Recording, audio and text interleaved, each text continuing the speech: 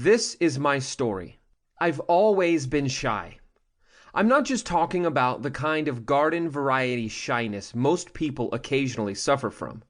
My shyness, to quote the legendary 80s band The Smiths song How Soon Is Now, was criminally vulgar.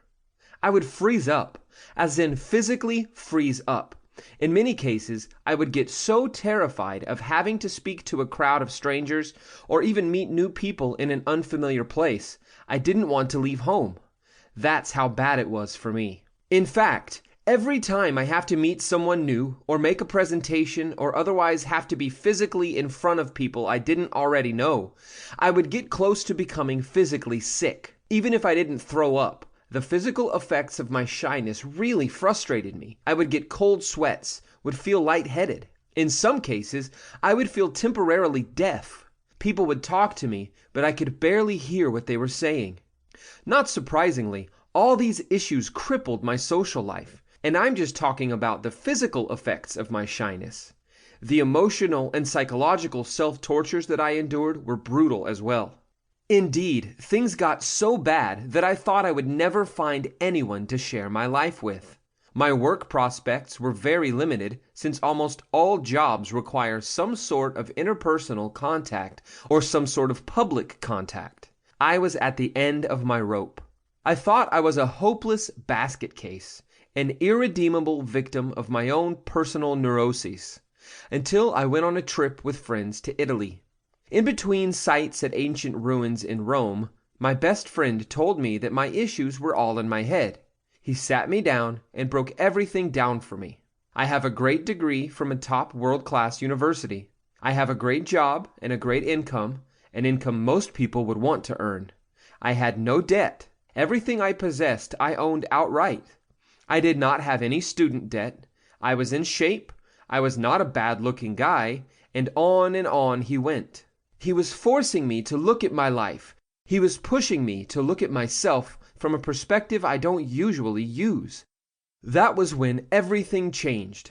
My buddy Raoul chipped away at the mental cocoon I have built for myself.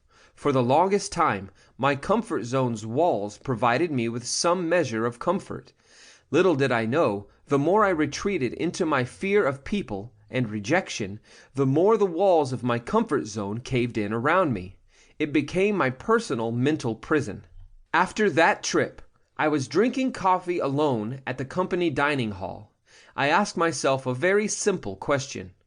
It turned out to be the key to me turning my life around. I asked myself, is this all life has to offer? I was staring at the bottom of an empty coffee cup, and I could see the droplets of coffee slowly swirling around the coffee cup as it moved. I kept asking myself that question as I stared at the nearly empty bottom of my cup. I made it my personal mission to punch, kick, shoot through, or bulldoze the walls of my personal comfort zone. Now, I'm able to make presentations to business groups anywhere from Tokyo to Toronto. I'm able to strike up conversations with strangers anywhere, from train stations to airplanes to packed bars, and I'm able to set them and myself at ease. Now, I've met the love of my life.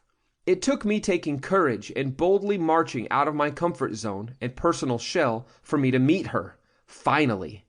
I was able to do all these because of the one key revelation and personal realization that shot through my brain like 1,000 crystal bullets that summer in Rome so many years ago. I realized I have a tremendous amount of control over what I choose to feel, do, and define myself as. In other words, by simply taking ownership of what I choose to believe about myself, I can change my life. A few years later, I found out that there was actually a scientific name for this personal revelation of mine: cognitive behavioral therapy, or CBT. In this book, I'm going to share with you some practical techniques on the fundamentals of CBT so you can overcome fear, limitations, depression, anxiety, emotional reactions, extreme emotional sensitivity, and other negative states of mind. Who is this book for? This book is for people who are having a tough time dealing with low self-esteem, low self-confidence, social fears, bouts of sadness or depression, who constantly think negative, limiting thoughts. This is my